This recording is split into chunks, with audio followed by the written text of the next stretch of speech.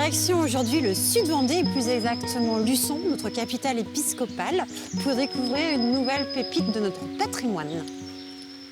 Poumon de la plaine vendéenne, depuis toujours, Luçon rythme la vie de notre territoire. Alors entre cathédrales, cloîtres, hôtels particuliers, ici clairement, le patrimoine peut être qualifié de remarquable. À 2 pas de l'hôtel de ville se développe un jardin de 4 hectares qui fait la fierté des Luçonnais. Alors connaissez-vous Pierre-Hyacinthe du Maine? Avançons vite vers l'endroit qui porte aujourd'hui son nom. Bienvenue au jardin.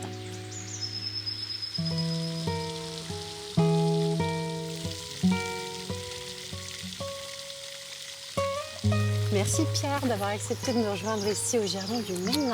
Merci. Alors ma première question que je souhaiterais vous poser, quelles sont les origines de ce jardin? Alors les origines de ce jardin, on a un buste là devant nous. Et c'est un buste qui représente Pierre-Hyacinthe du Maine. Et c'est un donateur. Et lors de sa mort, il a souhaité, à travers un testament qu'il avait écrit une année avant, il a souhaité léguer une partie de ses biens, dont le jardin, dont la maison, dont des terrains, et à charge de la ville d'embellir et de faire vivre ce jardin, qui n'était pas ouvert au public. Pierre, là je vois un plan. Est-ce qu'au moment à l'époque de Monsieur Dumaine, le parc, le jardin avait cette superficie, ce plan? À l'époque, en 1845, la surface est quasiment la même que celle d'aujourd'hui. Ça n'a pas bougé? Quasiment pas. L'urbanisme n'est pas venu grignoter du tout. Le jardin du Maine. 4 hectares et demi. Par contre, le traitement de l'espace a évolué. Au départ, on dit et on retrouve des traces d'une vigne et puis ensuite de ce qu'ils appellent la pré. Alors c'est un nom qui apparemment est d'origine charentaise et qui signifie prairie, grand pré. Donc il y avait un pré. Il y avait un pré. Oui, et un jardin qui se trouvait proche de l'habitation de Monsieur Dumaine. Oui. Voilà, dans lequel on retrouve l'existence d'une orangerie. Une orangerie étonnante, une petite serre.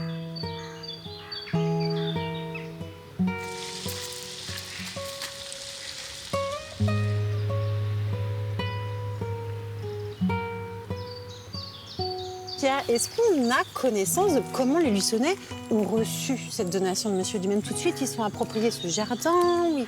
Alors la municipalité s'en est appropriée rapidement, c'est vrai. Elle l'a ouvert rapidement, à tel point qu'en 1875, donc, ils ont commencé à faire des aubades dans le jardin, à cet endroit-là où on est. On appelle la zone des quinconces.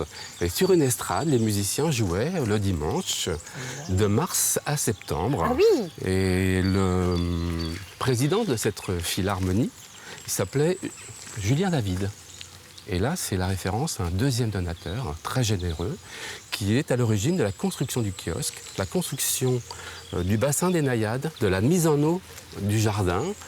Et il a voulu protéger en fait les musiciens des aléas climatiques pour leur offrir, et à la ville donc, le kiosque. Ce qui est assez rigolo, c'est que lorsqu'on regarde l'entrée du kiosque, sous le blason, il y a un petit blason sous lequel est inscrit les 2 lettres JD. Et donc, ça fait penser aussi à Jardin du Maine. Bien sûr. Donc, beaucoup de gens doivent comprendre d'ailleurs. Et bien sûr, mais je trouve ça super bien parce que ça honore les 2 donateurs. J'en profite aussi puisque nous sommes juste à côté du bassin.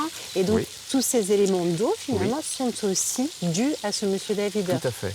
Et alors, ce qui est phénoménal, c'est que le bassin a été mis en eau, on pourrait dire, avant que la ville de Luçon le soit aussi. Donc quand les gens venaient pour bénéficier des agréments du jardin, je pense que ça devait être assez magique dans leur tête de voir l'eau sortir comme ça des naïades et des grenouilles, alors que eux, ils avaient encore l'utilisation du puits. Magnifique. C'est la richesse et là, c'est le paradis. Oui, donc c'est là où on voit le jardin merveilleux. Voilà. C'est extraordinaire. Tout à fait. On continue par ici, Pierre? Oui.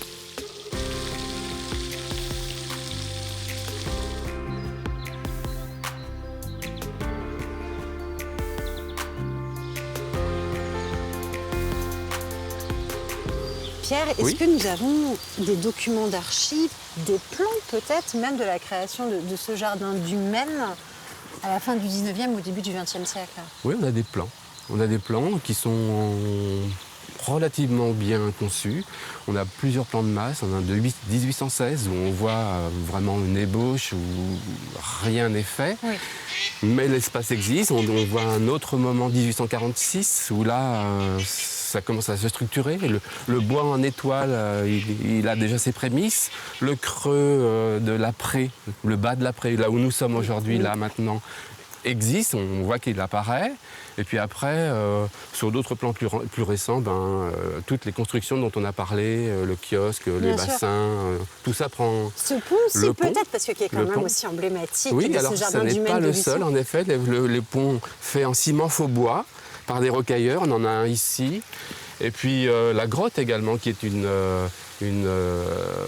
réussite incroyable. Mais elle est faite parce qu'à ce moment-là, en fait, le ciment Portland existe. Avant, il n'existait pas. Et quand on voulait faire une rocaille ou même une grotte, il fallait qu'on prenne des blocs entiers. Et puis là, on est vraiment sur une signature de ces parcs paysagers de la fin du 19e siècle. Tout à fait. C'est un petit peu inspiré d'un mouvement qui a été développé par le baron Haussmann et puis Jean-Charles Alphonse Alphand, qui était un architecte pérégis. L'un et l'autre ont fait évoluer des jardins.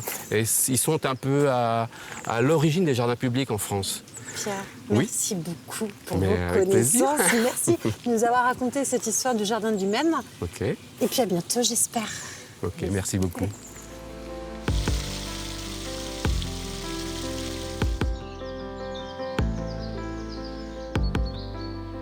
Retrouvons désormais notre spécialiste pour la Minute Conseil au jardin.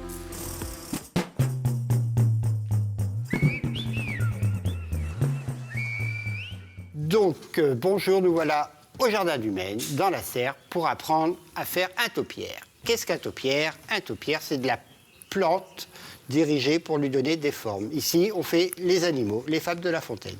La plante qu'on utilise, c'est du Nymphalium, qui sont commencés à Noël, dans la serre. On palisse le Nymphalium sur la structure, et quand la structure est bien palissée, on la taille avec une cisaille. Et ceci se fait à peu près toutes les 2 semaines, quand les taupières sont dehors au soleil, avec de l'arrosage, 3 fois par semaine.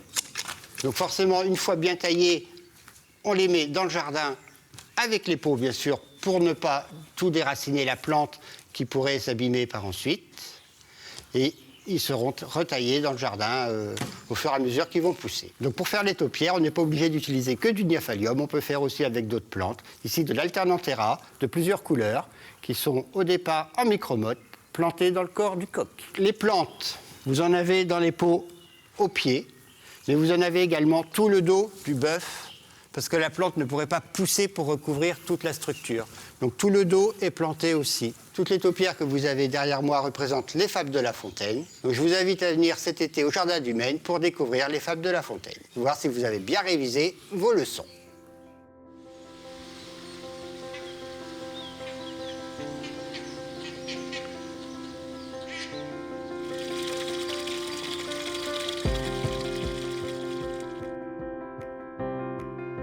Virginie, merci de nous accueillir ici au Jardin du Maine. Merci à vous. Vous êtes aujourd'hui responsable de ce service des espaces verts de la ville de Luçon. Quel héritage vous avez entre les mains quand même? On a écouté ce que nous a dit Pierre. Aujourd'hui, voilà, vous êtes héritière finalement de Monsieur Dumaine et de Monsieur David. C'est un bel héritage, c'est une chance d'avoir cet héritage. Et ce que j'aimerais, moi, c'est rester dans l'état d'esprit originel avec Monsieur Dumaine et Monsieur David, parce qu'on sentait qu'ils avaient vraiment une curiosité, une appétence pour tout ce qui touche au vivant. Une érudition aussi. Ouais. Que ce soit sur la botanique, l'horticulture, mais tout ce qui est le système hydraulique du marais Poitevin. On sentait vraiment une curiosité puis une ouverture d'esprit super intéressante. Mais comment faire aujourd'hui ou demain, alors qu'aujourd'hui le climat change, les choses se modifient, c'est un sacré défi aussi, un sacré challenge qui vous attend pour les années à venir. Oui, après, je pense qu'il faut vraiment jouer avec la palette des végétaux, parce que chaque végétal a sa place et aujourd'hui, c'est infini. En fait, il y a des obtentions de nouvelles variétés tous les jours, avec justement des espèces qui sont plus résistantes à la sécheresse, qui demandent aussi un peu moins d'entretien, entre guillemets, parce qu'une plante, il y aura toujours un entretien, il y aura toujours besoin de la main de l'homme, du jardinier pour pour veiller à ce que tout se passe bien. Quelle espèce vous pensez quand vous parlez d'espèces qui pourraient résister à la sécheresse?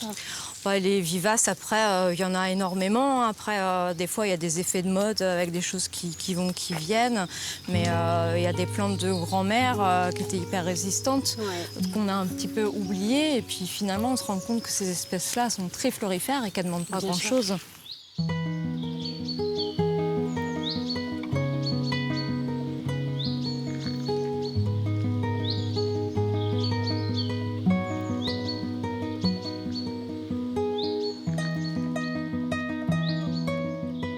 Et vous, Virginie, en tant que responsable du service des espèces d'art, est-ce qu'il y a des projets que vous avez à cœur de conduire, de mener ici autour de ce jardin du Maine? Moi, ce que j'aimerais, c'est vraiment requalifier chaque espace et redonner, réaffirmer l'usage, en fait, le caractère. C'est-à-dire, en fait, on a un jardin où on a les deux aspects. On a un aspect très régulier, à la française, très rigoureux, et puis on a aussi un côté à l'anglaise avec beaucoup de souplesse. Donc ça, c'est une chance. Et après, on peut vraiment travailler par ici, par exemple. Là, on est à côté du bois en étoile, et là, on est à côté de la grande pelouse. Donc là, c'est vrai que naturellement, on va essayer de travailler des essences de lisière, en fait. Après, au niveau du grand bassin, on est vraiment sur une ancienne carrière, ça fait vallée humide. Il y a possibilité de travailler des végétaux vraiment en lien avec ça, avec des gros feuillages, des choses adaptées. Et puis après, moi, ce que j'aime bien avec le végétal, c'est quand on peut faire des liens à l'histoire. Par exemple, entre les ifs, avant, il y avait des rosiers. Et moi, j'ai un carnet dans mon bureau, il est tout écrit à la plume, il date de 1885. Et c'est croustillant d'avoir des petites archives comme ça. Et c'est vrai que si on peut faire un rappel à l'histoire, c'est super. Est-ce que c'est important justement ce travail d'archives? Vous nous parliez justement de ces rosiers. Oui, je trouve qu'il y a quelque chose d'essentiel dans un jardin. Un jardin, il évolue tout le temps, en fait, que ce soit par les phénomènes de mode au niveau des végétaux, la patte de chaque jardinier qui passe, qui apporte ces choses, comme Monsieur Chasteau avec les fables de La Fontaine, avec l'artaud-pierre. Et dans cette idée de transmission, je trouve que c'est hyper important parce qu'il y a eu le donateur, Monsieur Dumaine, il y a eu le bienfaiteur, Monsieur David, Monsieur Chasteau, responsable espace vert avec l'artaud-pierre. Et depuis 1872, les différentes municipalités qui se sont succédées ont entretenu ce patrimoine. Donc pour moi, j'ai à cœur de continuer cette protection et cette valorisation pour que le jardin soit bien, qu'on prenne soin du jardin pour que, à son tour, le jardin puisse faire du bien à ceux qui viennent le visiter, en fait. En tout cas, ça fait plaisir, Virginie, parce qu'on voit que le jardin du Maine est entre de bonnes mains, entre votre équipe, quand même, qui mène un travail colossal, et vous-même. Bon courage, en tout cas, pour la suite. On reviendra peut-être vous voir d'ici quelques années. Avec plaisir, pour voir effectivement ce que vous aurez pu créer ou remettre en forme ici au jardin du Maine. Ça marche. Merci beaucoup. Merci à vous. Au revoir. Bonne journée.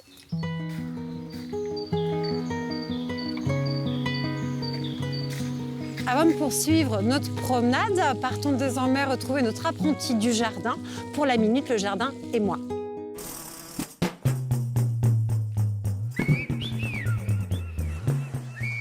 Aujourd'hui, je vais vous parler de l'artaud-pierre. L'artaud-pierre a une histoire qui remonte à l'Antiquité romaine. À l'époque, les jardins étaient ornés d'arbres et d'arbustes taillés selon des formes géométriques. C'est véritablement à la Renaissance que l'artaud-pierre a connu son apogée. Au fil des siècles, l'artaud-pierre a évolué de manière fascinante, fusionnant les différentes cultures et styles de jardinage. Les principaux végétaux utilisés dans l'artaud-pierre sont le buis et l'if. À cause de la pyrale du buis, ce dernier est plutôt délaissé. On utilisera donc de la myrte ou du fusain. Dans les formes géométriques, on peut retrouver des cubes, des boules, des pyramides.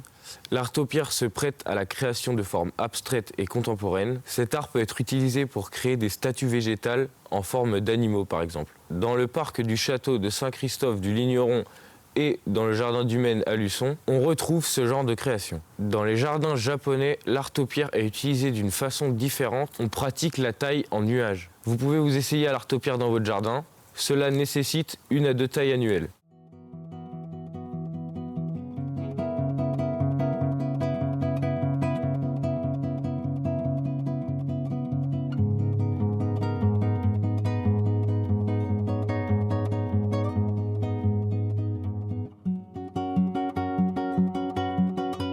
Propriété de la ville de Luçon depuis 1872, le jardin du Maine est ouvert toute l'année, 7 jours sur 7. Sachez que Virginie et son équipe seront présents pour les Floraliers internationales organisées prochainement à la Chaboterie.